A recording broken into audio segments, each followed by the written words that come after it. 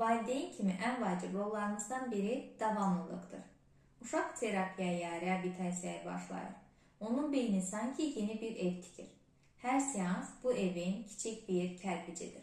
Ancaq siz bir dəfə gəlmirsiniz, sonra bir dəfədə. Uşaq üçün o ev yarımçıq qalır. Güvən tikisi yarımçıq qalır, bacarıqların inkişafı yarımçıq qalır, özünə inam bünövrəsi çat verməyə başlayır. Əgər bir gün gəlmirsinizsə, bir addım geri atılmış olur. Uşaq hər dəfə başladıq deyir, lakin bitmədən yollar ayrılır. Bu zaman sual yaranır. Mənimlə doğrudan maraqlanırlar ya yox? Niyə yarımçıq buraxırlar? Davamlılıq təkcə prosesə gəlmək deyil. Bu uşaq üçün bir mesajdır. Sənin inkişafın mənim üçün önəmlidir. Səni tək qoymuram. Sənin gələcəyinə inanıram.